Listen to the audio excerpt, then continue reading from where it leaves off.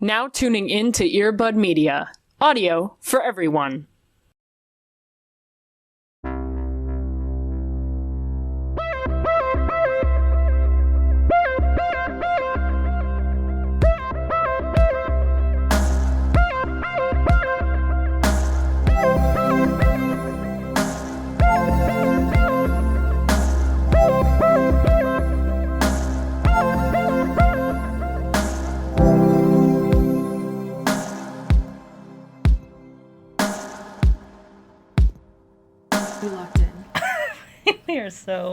I'm locked, I'm loaded. I'm ready to fucking roll. I'm plugged in to the internet right now.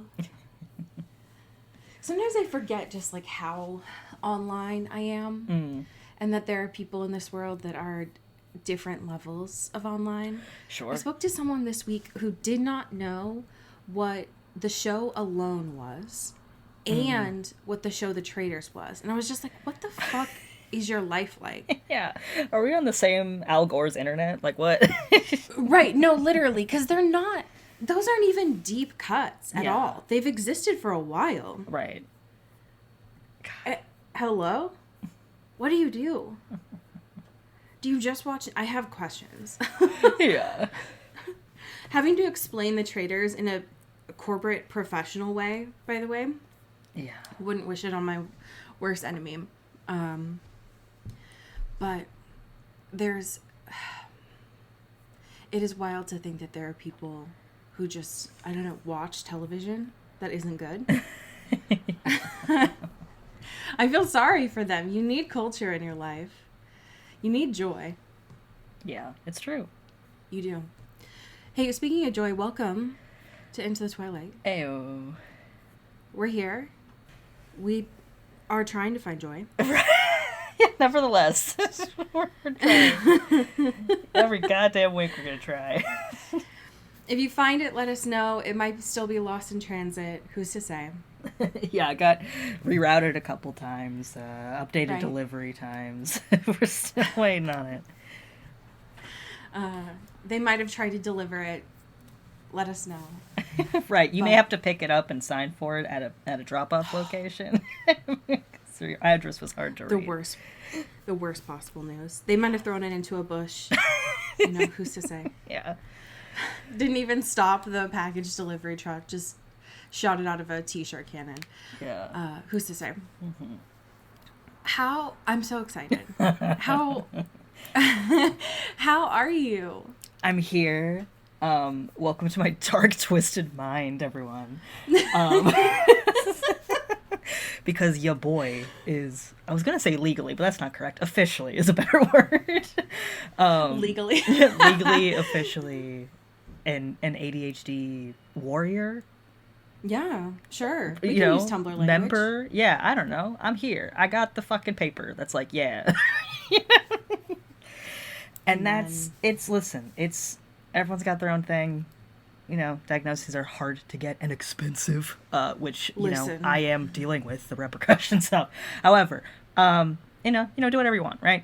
But I felt that was good for me to have, and I wanted to pursue that and always get clarity and answers or whatever, and I did, and I'm here, and that's fucking, my whole brain is like, my third eye is open. Literally. I'm seeing patterns, I'm seeing codes, it's all, the math is mathing, and it's weird to like kind of do a thing for, this process was like a couple weeks or whatever, and then get like, here's a 20-page report of how your brain works, and I was like, oh, okay, that's like, wait, cool. Hold on. Yeah. Hold on, they sent you... What the fuck? I'm gonna call my specialist. I didn't get a report. Yeah. Oh, yeah. Yeah. Because that's the key in my brain. Like, it unlocked. And I was like, oh, cool. Is that why yours took a week? Yeah. Probably. Yeah. He wrote a whole dang thing. Shout out to my dude. And it was just in like 108 font, just saying you're fucked, my dude. Yeah. Okay. Also, there were charts, so like it wasn't like 20 pages of straight writing. You know, like there were like come on reaction times and stuff for like how the tests, like I responded to things, which is very cool because then I got to hyper focus on that for like 2 days and be like, ooh, damn it. How was my reaction time? Whoa. Like, how's my processing time? Hello. So yeah, that was great. And now I have like this whole little toolbox and shit of stuff, and like obviously there are next steps of what the fuck I do or whatever. Yeah. But now I'm just kind of like sitting with it, doing a little bit of stuff. Like I fucking started fucking with brown noise lately, which they should rename that. Oh Can I my say? God. That's a bad name. Yeah. It sucks. It sounds like it farts and poop, and I hate it. Like, it sounds not fun. Having to go on YouTube and search poopy I know. noise. It sucks so bad, and it's like, it's the most like demoralizing thing in the world, because it's like, it does help. Like it does. And that's it so really annoying. does help. And they were right about that. But why did they call it that? That's not fun. That's not good for me. It's not even pantonally correct. Like, Right. brown noise, Yeah. in my brain, it doesn't feel like brown. And I don't have that. Like, Yeah. I'm not the kind of person who can, like, see colors with music. Sure, but sure. it doesn't feel like brown to me. If it was just called like, to me it's like crunchy noise, right? Or like Exactly. thick noise. You know, like it's just Right. like big thick noise, which is also Big gross. noise. It's not a good replacement. But like brown, I'm not getting No. brown from this. No. Yeah. No, it's wrong. It's wrong. Send it back. Yeah. Yeah. I think we lost the war on that, but I would hope that maybe we can reconsider a different name. But this is my truth. I'm out here trying to figure out how my brain works. And it's going to be so interesting, too, because you know the woes of caffeine. So this might be a little bit different for you if you Sure. choose to go, like, the medicated route. Yeah. But I am very excited if that's something you choose, because once ADHD medication hits so different, nobody ever told me that once you start it, you get tired. Like, Sure. I Yeah. would just immediately fall asleep, like, the first 2 weeks that I started taking it. And I was like, what the fuck? This isn't working. And then my doctor was like, hey, bud, I'm so sorry to tell you, that's exactly what's supposed to happen, because your brain is quiet. And so now you can rest. Yeah. And so, congrats. Yeah. That's going to be a wild thing. I can't wait to have. experience. I'm very excited. Also, just like a fun sidebar, because I came in for this one thing, right? And in this report, they were like, "Oh, also, we'll just throw another one in there too," and also like kind of a half one, or being like, "You should look into this more." And I was like, "Why am I getting? You're just giving me a whole cocktail of shit." Okay, I kind of just came in for the one, but thank you. Now okay, I gotta process that. The little recommendations at the bottom of like, hey, bud. Yeah, they're like, this kind of seems like clinically apparent. So I do have to say this. And I was like, all right, fair enough. Damn. I mean, can I just say, though? Yeah. I'm not surprised. I know you're not surprised. How are you doing, my dude? God, I'm here. I'll say that.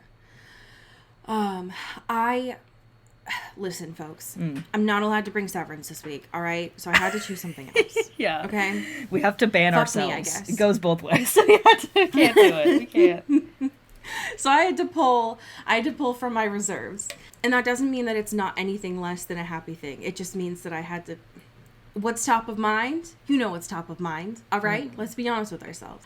But something that did bring me a lot of joy this week is I've been trying to get through some videos that were queued in my YouTube to watch playlist.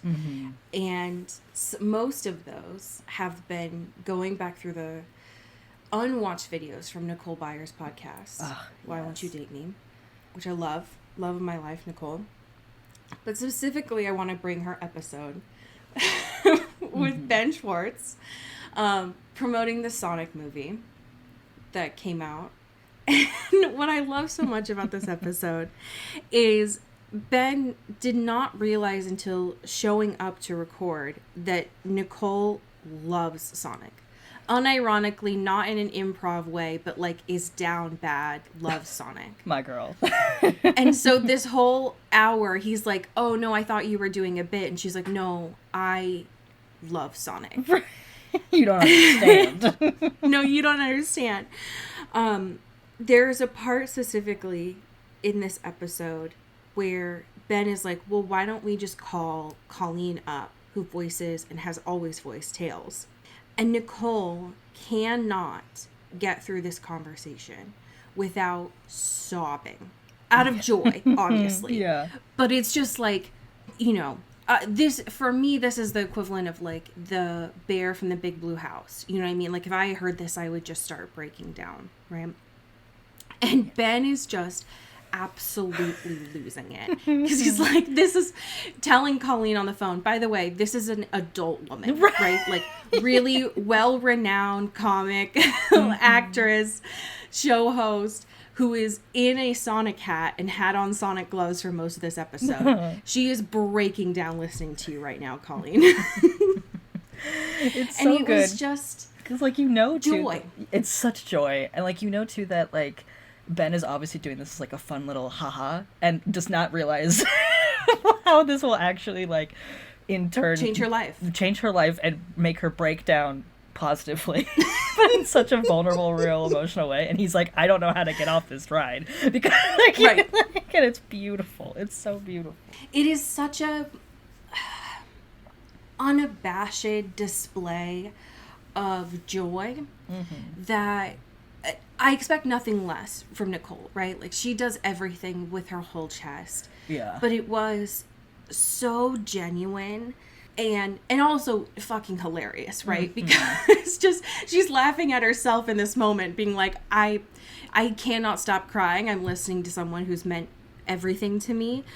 But it was just a very helpful reminder of like, oh yeah, I do need to lean into stuff that makes me happy during this time. But also, she's always been great. I just caught up with her most recent episode with fucking Bobby Moynihan, where they talk about Lost. Love. The whole time.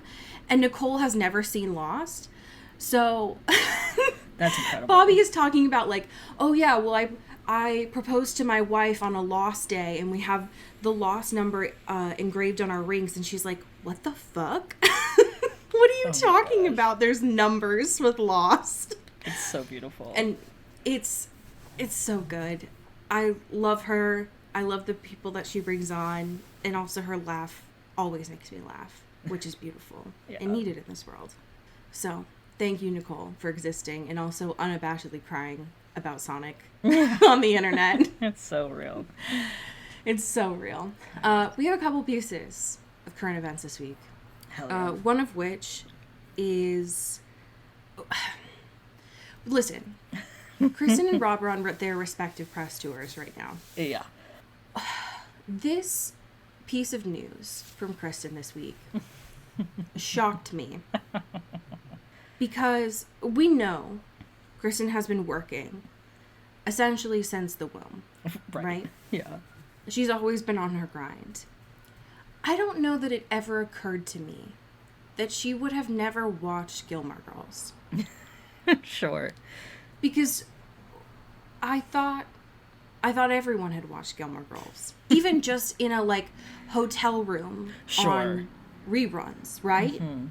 But Entertainment Weekly, she's with them and she's like, hey, so my girlfriend was like, you should probably watch this at some point. And she's like, it's really good. Kristen, yeah, girl. Her whole world is about to change. And listen, I remember, 2005 to 2009 for you. You were booked and busy. Right. You had other stuff going on. Right. I fully recognize that. But you didn't catch a single episode anywhere? Hey, Kristen, though. You don't need to watch. Just stop there. Just stop with the canon. You don't need to watch the new that's on Netflix. Okay? Right. You're good. Yeah. Return to tradition. Reject modernity. No, literally.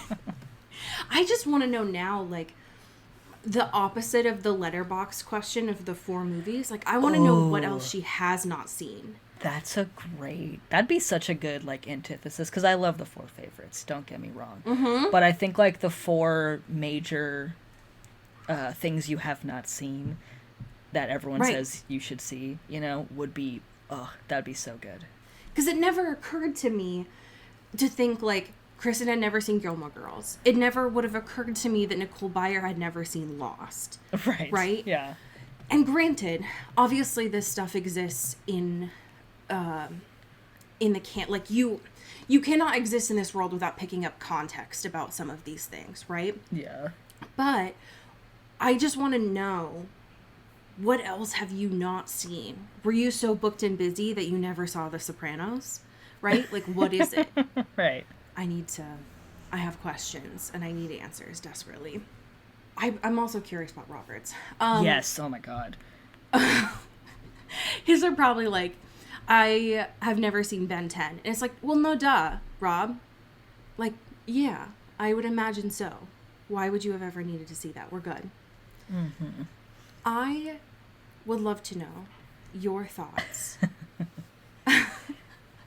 on this airmail piece titled Getting into Bed with Robert Pattinson. Which, hello. Yeah, what a title. Yeah. You know? This comes to us from Jeannie? Yeah. Night, sure. From airmail.news, hell yeah. Which is real. Yeah, it is a real website, kind of like a Substack-y vibe of like wellness beauty stuff, which is cute. And they did a little sit down with Robert and talking essentially about like his nighttime routine, which if you know Robert or anything about him, you can kind of assume where this is headed. Right. I do love too that he's like, yeah, I'm a dad. You know, I'm tired. You know, I go to bed at like 9. Like, I used to be okay with getting like 5 or 6 hours. That is not my truth anymore. I'm an old man. I can't do that. Mood. He never ceases to surprise me. This man. Yeah. I should have known. I should have known that, of course, he did not know to use skincare. Of course not. He says in this, I didn't even really realize until 2 years ago that you have to wash your face. Bud? Brother. My brother in Christ. What? What do you mean? What do you mean? Were you taking showers without washing your face? What do you... I just get it wet in there. You know, it's like it's nothing. I'm not touching it. It's just a no-go zone. One of the questions, and I am very glad that this was asked, because I do wonder this about a lot of people, even people that I see on the street. I am so curious to know about the fact that he sleeps with 2 pillows. Okay, that... on either side of his head. And not even in a... I don't want you to think like, oh, I'm in a sicko mode. No, I'm just genuinely curious. Like, do people sleep with 1 pillow? Is it like, I just want to know, because it tells me a lot about you as a person. What do you mean that he uses pillows as earmuffs? Just like logistically. I'm trying to visualize it in my head. Just like, he's just like a little sandwich in there, right? And it's just like, just 1 pillow on one side, 1 on the other. Like a little hat, like a little pair of earmuffs. And then he's in Snooze Town. I'm like, do they stay up? Like, I'm just, how... Are they flat? Are you engaging your arms the whole time you sleep? Yeah, I just, like, I'm very confused. And if you... Rob, if it's for the sensory thing, or even the sound, have you heard of earplugs? Right? Because right now, the way that this is described is he's not, in fact, using a pillow for his neck or face. That's what the bed is for in this situation. He is using pillows as, just, to keep me compressed. Just to keep me tucked in at night. Okay. Sure. Love that for you. I think the least surprising thing about all of this, though, is the question about how he decompresses. Yeah. That line is nuts. It's like, I don't really believe in that until you're done with the job. It's like, hey, Rob? Hey, Rob? What? You need to talk to a therapist about that, bud. Because that, it does not surprise me at all. However, Yeah. It makes me sad, is all. I'm a little concerned, bud. Maybe you should talk to someone about that. And maybe it's a little bit more exaggerated in his answer. Sure. In the sense of he's comparing it to like, oh, well, you know, when I was younger and working, I would use my time off to go and explore the city and stuff, and now I just like work. Right. And then rest. Which I get it. I would imagine if you're doing like 12-hour shoots and stuff, that would be exhausting. Mm-hmm. However, bud, that work-life balance, right? Yeah. Question mark? Right. Yeah. Sounds exhausting, is all. These are questions I would have never thought to ask for someone. I'm glad that they exist. I'm very appreciative of it. So thank you to this piece.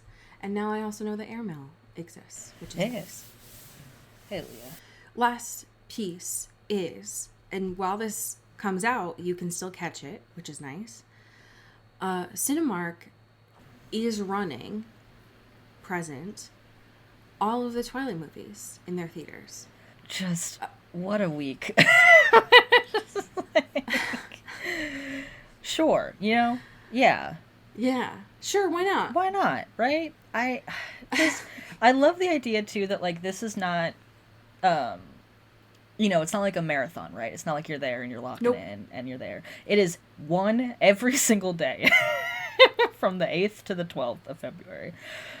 And I just imagine if you're like, you know, obviously if you're doing this, you're probably just picking one or two or whatever. But, like, imagine if you're like, sure, I'm going every day to my local Cinemark. I'm gonna get real comfy with my Cinemark. Yeah, I'm gonna be incredibly familiar with the interiors of my Cinemark, because I want to see, again, on the big screen, the Twilight movies every day in a row for a week.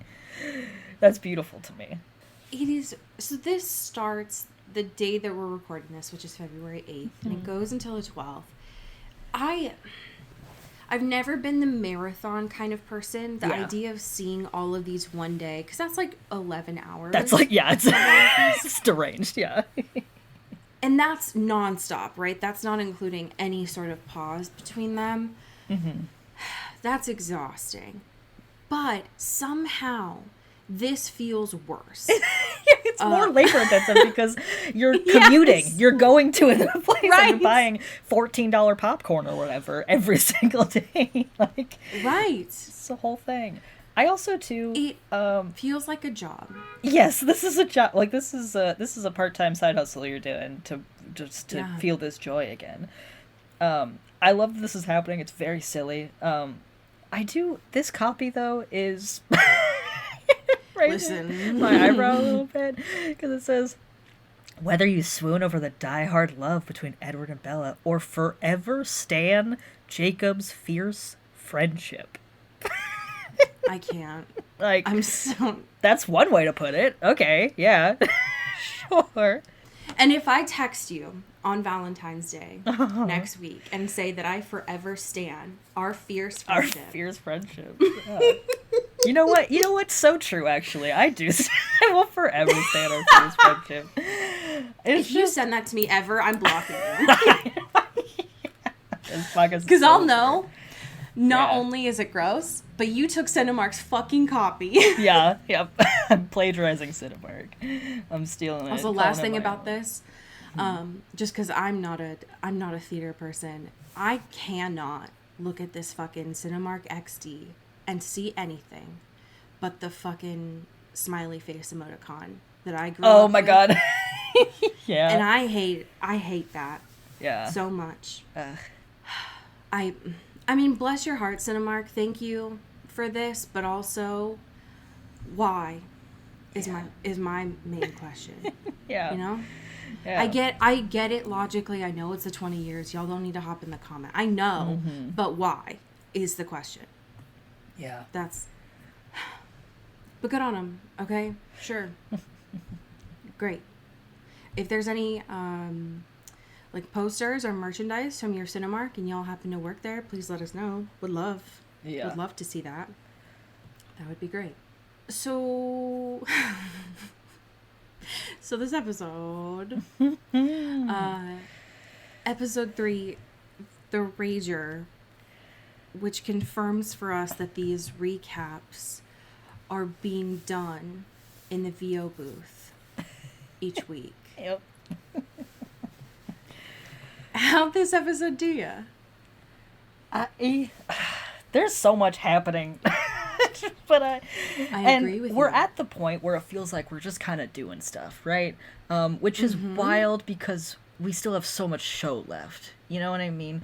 And so now why it feels now, or it's concerning that now it feels like, oh, we're just kind of moving things along at breakneck speed, and just kind of doing a lot of stuff. And it's like, what? Where are we going? Where's the end of the road here, right? Yeah. And there's a lot of moments in that, but I do love, more than anything, what charmed me is, and also disgusted me, was Stefan's whole fucking divorced dad wannabe era in this episode. Made me lose my mind. He's out here being like, I'm the favorite of you love me. I bought you a motorcycle, and we could just fucking just do whatever, I pop open a beer. Some really good one-liners from Damon every episode. That's something that we can consistently fall back on. It has been a while, though, since we have gotten a read. And Caroline, this episode, oh my God, looking at Stefan and saying, you should write a book and go on The View. Really? God. It just meant everything to me. Yeah. And it's like he's literally going through a vampire midlife crisis, like, truly. And It's wild to witness.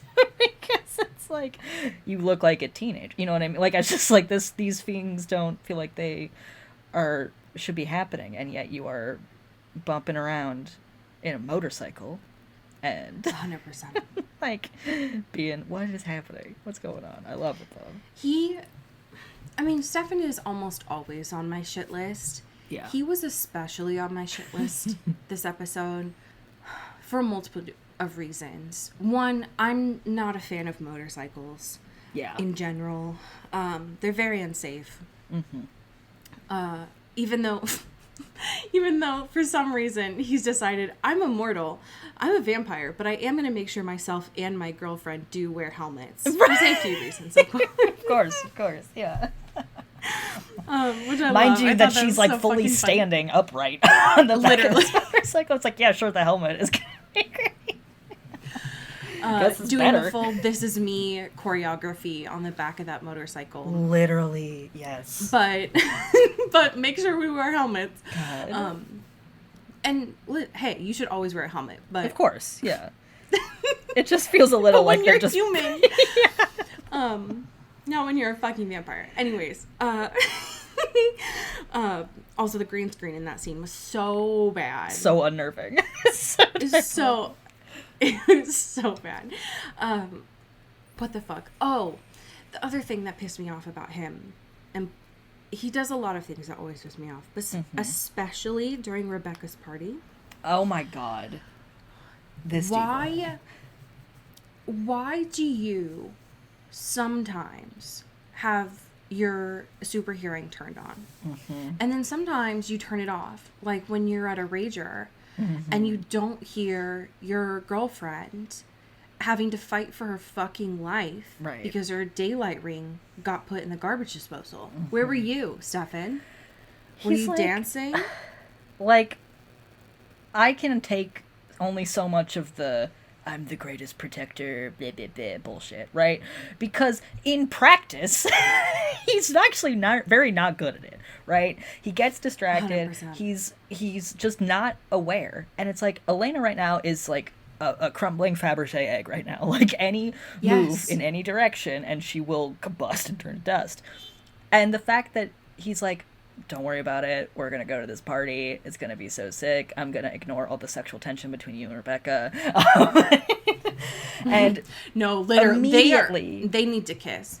It's crazy. I mean, it's not wild. Like, it's not surprising, but the fact that vampirism has only made their gayness so much gayer, when the showrunners were like, oh, we'll make them mad at each other. We'll make Elena really, really mad at her. It's like, no, this is gayer. You made this more gay, is what you did. I thought they were gonna kiss in the bathroom. It seems so. Yes. I thought that random girl, Heather, was like, either she was going to die, or it was like, maybe Heather's joined. Like, I don't know. It's like, we saw you from across the bar. Really like your vibe. Right. I know it's, 8 a.m. in this school, but... Yeah, and I just stabbed you with your own pencil in broad daylight. No, literally. This bathroom smells like Victoria's Secret, but do you want to smooch a little? I need it so bad. And, like, it's just the audacity of Stefan being like, it's all good, we're in this together, blah, blah, blah, blah. And then immediately it's like, well, let me find a drink, though. Let me find something stronger. No, for real. And it's like, what the fuck is your problem? I'm going to use my compulsion powers for this. Like, what? Get me out of here. Be with your girl, okay? Fuck. And then he gets distracted by a butterfly? Like, where were you? Right. Were you genuinely hanging out at this party? It doesn't seem like you enjoy any of these people's company. Like, what? Be with your girlfriend. There was no one there that you were friends with. No.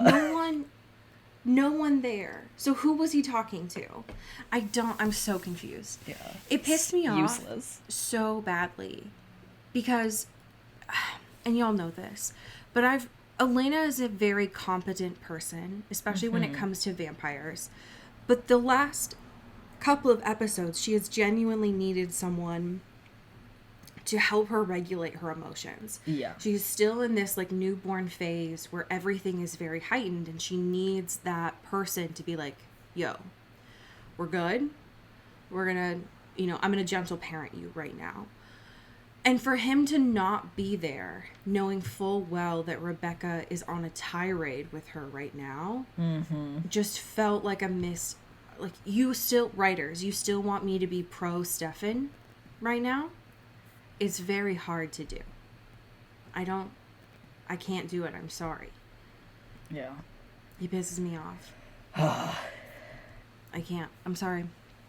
It has been a while, though. I think maybe a couple episodes since Rebecca has been this heavily featured in an episode. And I did love her in this. I was very into it. Mm-hmm.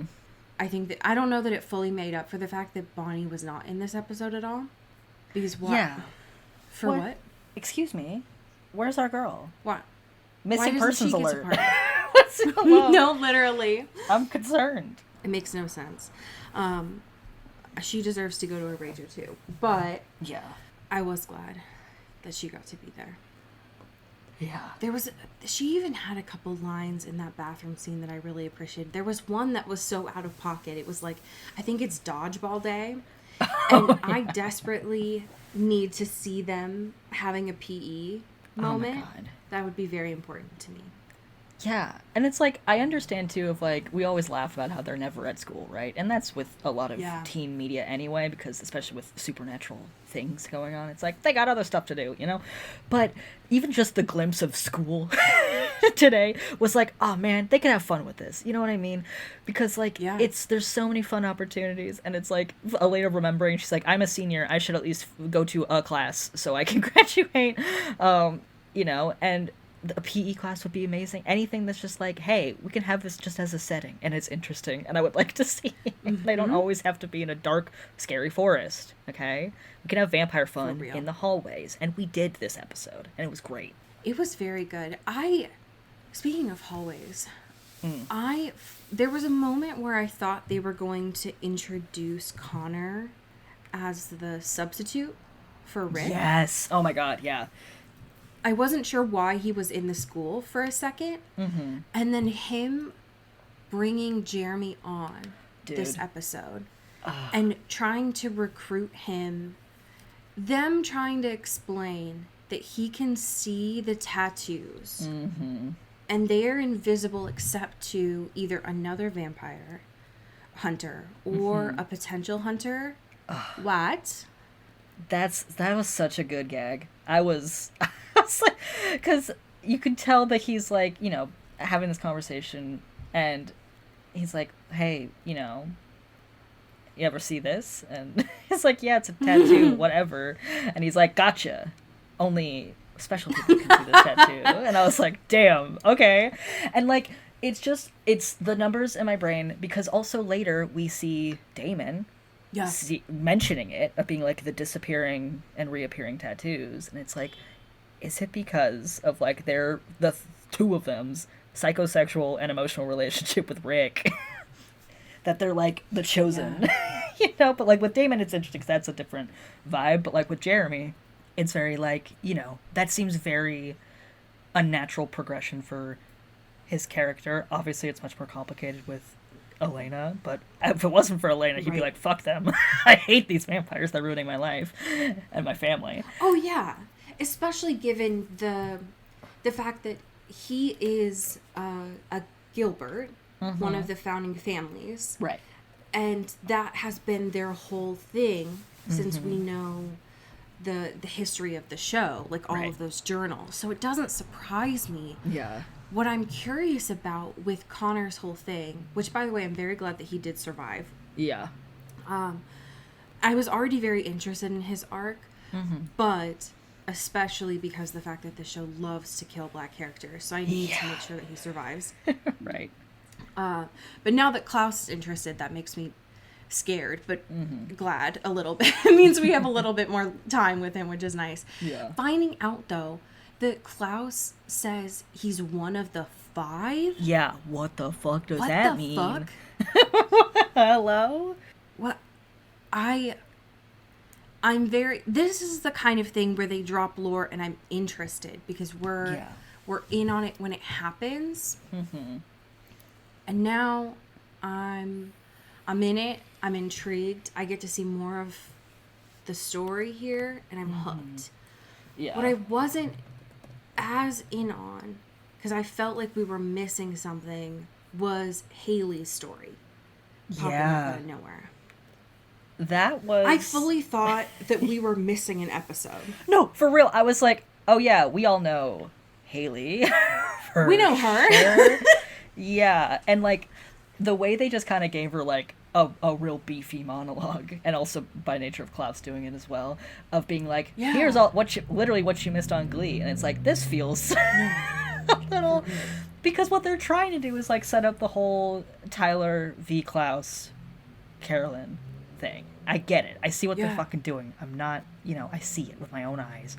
But like, it just feels so wildly convenient that Tyler is like, oh yeah, I had a girl on the side when I was in my wolf gang, my wolf tribe, figuring my shit out, and she tracked me back here because now Klaus is giving him bodyguards because he's like, I gotta protect my precious hybrids. Okay, relax. Because I can't make any more. Right, he's like, I can't make any new ones, and like, I don't like you, but I do need to keep you alive because you're a symbol of the work I did. And I hate it. I hate you, but I will keep you alive out of spite. And just like this whole thing and being like, oh, and Carolyn doesn't know, and that's bad, you're a bad boyfriend, and also I love Carolyn and we smooched, and like, you should tell her, because I'll probably tell her because I'm messy. And it's like, what the fuck is going on? I was confused about when Tyler was gone, what was that, 4 or 5 episodes ago, and how he had magically broken the sire bond. If they had brought Haley in then, I would have cared a little bit more. But I had started to just accept, like, oh, something happened. He was gone, he figured it out, cool. But then Haley pops up, and it's like, what? I had just made up something. I was like, I don't care about what happened, but something had happened.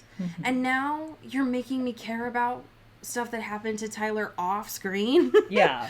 You're already stretching my patience enough to care about the stuff that we have seen him do and experience. Like, come on. Literally. Come on. Okay. He has been on my screen more than I would prefer. And now he's on screen specifically because he has hurt Caroline and she doesn't know it yet. Fuck off. No thank you. I'm done with that. Yeah. I will say... Oh, yeah, go ahead. the moment at the start of this episode, though, where he...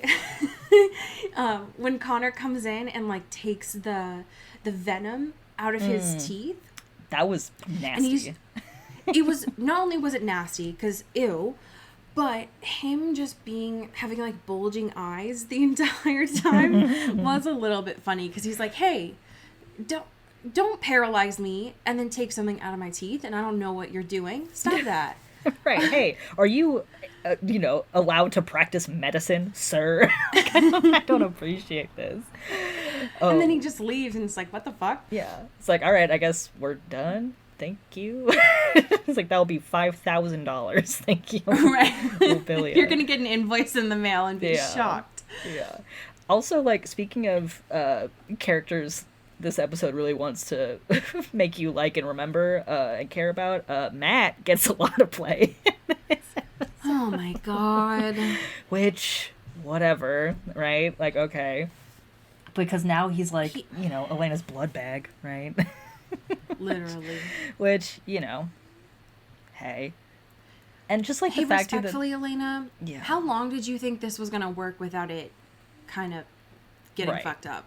And, like, this whole thing, too, of, the moderation stuff, or doing it, quote-unquote, Stefan's way. And especially when Stefan is not being an active helper, right?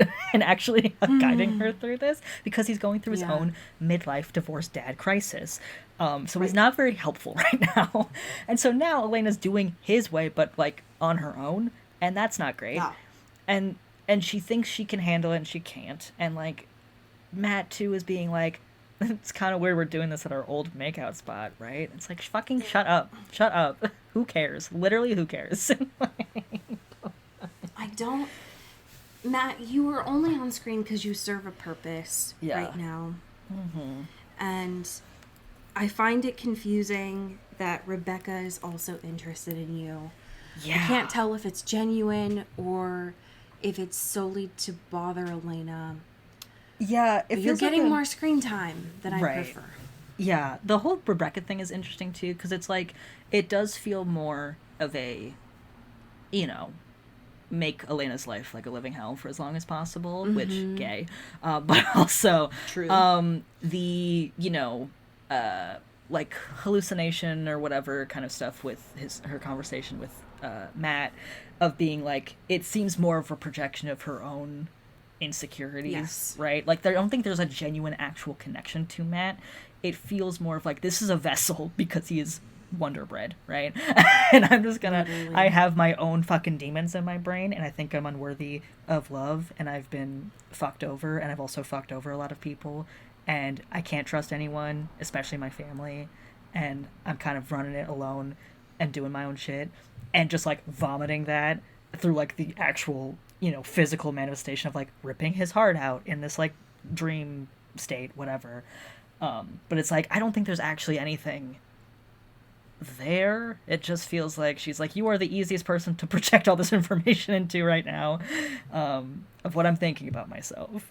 Hey, speaking of hallucinations, can we talk about Elena and Damon this episode? My God. Can I just say, what a wild time for us to watch this episode, because, not to talk about severance, but like, it, funny, quinky-dink, very similar energies happening here. I agree. But I agree. That, it's literally giving, Miss Casey serving face for 2 seconds, then leaving, like that's Damon. Damon is doing that. Well, Ben Stiller confirmed having watched the Vampire Diaries back in 2012. God, he's gotta. We keep coming back to this, like, this question. Obviously, Elena is going through, obviously, physical changes, but she is changing as a person. And I think, like, when Stefan later has this conversation with Carolyn, of, like, you changed for the better, and that's awesome. I feel like good Elena's, for you. Yeah, which is awesome. I turned into an asshole, and I'm trying to fight that guy in my head every day of my life. And with Elena, he's like, she is changing. I kind of can't tell if it's good or not, or if, like, she won't like me in this, like, evolved state of her, in a way. Like, that is more, like, she's more in line with kind of the Damon energy of stuff. And I think that kind of, like, projecting in her mind of, them having an intimate moment post this fucking motorcycle They got so horned up on the motorcycle, and they're like, we gotta fuck now.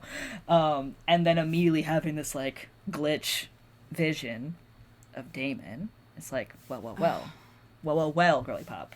Interesting.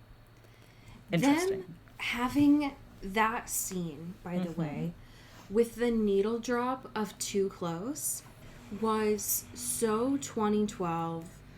Yeah. I felt sick to my stomach. It was incredible. There was that song specifically. I know that they had a group love song in this episode as well, but specifically, and y'all know I love this, they had some stomp and holler earlier in the episode with the Lumineers too. So shout out to their music department. But the Elena that we're seeing this episode is very much obviously struggling. But I just love that, like, the sequence of this happening is, like, Elena gets her daylight ring back, does a keg stand, does a free bird and the This Is Me choreography on the motorcycle. Then they start to hook up. She's hooking up with Stefan. However, she sees Damon's face. And she doesn't know why, but it's because of the werewolf venom. My question is, she'd already had a weird situation with Damon earlier that day when she was trying to find the stake. And Damon starts undressing, because it's his room, obviously. And he is all like, I think he says something like, you staying for the show? Yeah. Which, diva, this diva. I love this man. He pisses me off so much.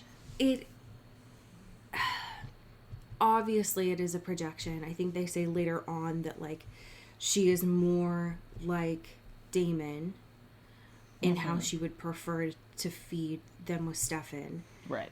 However, it is just so clear this episode that Damon in this moment, even though he doesn't want to admit it, is doing more for Elena's well-being than Stefan is right now.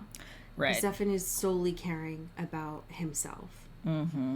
Whereas Damon, mostly just because he was in proximity, was like, hey, I know that we don't give a fuck about Matt, but please don't kill him. Like, you will actually care. You will feel bad about that one. So don't, come on. And him actually doing that after just saying a couple episodes ago that I would have saved you in the truck and not Matt. I can't. I hate this show. I hate it. It is, it's just, man, the relationships, and I know that it won't work. I know that they are better off as potential, and it is solely just because of her projection, but it is good to think about. The tension is nice. Oh my god, also, speaking of tension, can we talk about that brief moment with Stefan and Klaus? Oh, yeah. Hello? When,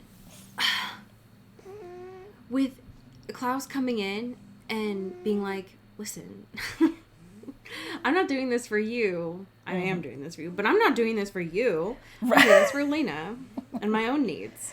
Yeah, totally. And just, like, the whole thing of being like, Klaus is like, if you asked me this, like, 2 hours ago, I would have said, fuck Elena, kill her, I don't care. But now that she's a hybrid girly, one of my bastard children, you know, like, that's, you know, but I'm doing this for my own thing. Like, fuck you, I don't care about you or Elena. And it's like, okay, sure, sure. You all just need to kiss, okay? I think if they all just come together, do one, like, big group kiss, you know, everyone just gets one with everyone else. Right. And just figure it out, you know? I think we'd all have a lot less problems. It would definitely help reduce some tension, that's for sure. Yeah. I don't know that it would fix everything. Right. But it might help. Yeah, just for a little while, you know? I think my main takeaway from this episode is stop replacing Matt with Bonnie. Yeah. First off. Right. First off and for always. Second off, I'm not interested in Meredith. I understand why Damon brought her in this episode as like, you knew Rick, and I can't call Rick because he's dead, so you'll do. And also, I'm pissed at Stefan, but I'm not interested in her. And also, I would love to know more about Connor. I'm also very worried about April and what's going on with her. Yeah, that poor girl. Yeah. And like Elena's trying her best and being like, "Hey, how do you feel? Are you good?" And April's like, "Yeah, I do think it's a big old conspiracy though. And I'm like, she's gonna get got. This can't be happening, you know? Poor girl." Anyone that is trying to, and I get why Rebecca's befriending her, right? Like, they're both alone. Yeah, right. But Rebecca's not here to make friends. She's here to advance her interests. Yeah. And that's fine. I like the women when they're bad on the show. But also, April is alone, and that makes me worried. That's all. I am so... I'm so excited because next week, this is very confusing. Next week's episode number is episode 4. It is, however, titled The 5. Yeah. So don't get it twisted. The photo that I have here is of Klaus and Elijah at what presumably is a Ren fair. Oh my goodness. They're so bad. These wigs are poor Elijah. Like, Elijah, they did him dirty. Klaus is kind of rocking it a little bit. Like, I see the vision of where they were going. Elijah, they fucking just slapped that shit on and said, "Go to work. You're done here." If you stand, I don't know, like 5 feet back from this photo and squint your eyes, It's a little Winter Soldier. Sure, yeah. I don't know that that's a good thing, but it is accurate. It's correct and true. Oh, God. Lord. The wigs look so flammable. That's all. So I'm curious to know how this will go. I'm always excited when we get to see more of Elijah, so that makes me happy. That's all. We have some amazing patrons to thank. Would you like to start us off? Absolutely. Thank you to Greg Lautner. Ooh, thank you to April Dobrev. Pew, pew, pew. Thank you to Kristen Stewart. Ooh, thank you to Callista Lockwood. Ow. Thank you to Sean Salvatore. Ooh, thank you to Megan Pattinson. Pew, pew, pew. Thank you to Katya Karp. Ooh, thank you to Genevieve Morgan. Ooh, thank you to Danielle Burke. Pew, pew, pew. Thank you to Janae Bennett. Bow. Thank you to Sophia Salinger. Ooh, thank you to Dan Zeklos. Pew, pew. Thank you to Emily O'Zara. Ooh, and last but certainly not least, thank you to Jaylene Ivishkov. Pew, pew, pew. I have a fanfiction for you today that is I need to start looking at these authors' names. That is by the author Shakespearean Lizard. Hell yeah. It is titled Iron Sharpens Iron. And because Bonnie wasn't in this episode, I needed to find some Bonnie. The summary of this is: there's a few rules to surviving horror movies, one of which being don't read Latin shit you don't understand out loud. But this is real life, so Bonnie Bennett has no worries as she recites the spell in her grandfather's journal. There's no such thing as magic and witches, right? Right? Oh. And this is from chapter 1. The last week of summer break passed in a haze of melted popsicles and television reruns. Bonnie would never admit it, but she was ready for the new school year, especially when Gramps was on one of her occult benders. "We come from a long line of witches," Graham said, pouring herself another glass of wine. "Uh-huh," Bonnie said as she rubbed aloe vera on her peeling skin. Bonnie always put on sunblock before starting her shift at the pool, but sometimes you'd go home with a sunburn and there was nothing you could do about it. Don't you aha me, Bonnie Sheila, Grams retorted, carefully enunciating every word. I'm imparting the knowledge of our family legacy upon you. The family legacy of witchcraft, Bonnie said doubtfully. Yes, Grams said, taking a swig of Merlot. We came to Mystic Falls by way of Salem. Your great, Grams trailed off and sighed. Well, I don't remember how many greats, but your grandma Tamar was enslaved by one of the farmers up there. She saw the writing on the wall and ran off with your grandpa William before those Puritan morons could say hocus pocus. Now that was interesting. She ran off with her husband, Bonnie asked. How romantic. Well, he wasn't her husband at the time. He was an indentured servant, and they couldn't get married until their contract's over, but that's not the point. What's the point, Grams? The point is that we come from a long line of witches, and one day it'll be up to you to... Hey, if we come from a long line of witches, you got a spell that can help with my sunburn? End scene. Oh my gosh. Do you remember when Bonnie was pure and nothing bad had ever happened to her? I miss it. I miss it so bad. I miss that Bonnie desperately. I think about her every day. And I hope that she's in next episode, or I'm going to be pissed. But that's not anything that we can control. Well, friends, tell your friends about the show. Let us know your happy things, your experiences with the Vampire Diaries, so we know what to prepare for with this season.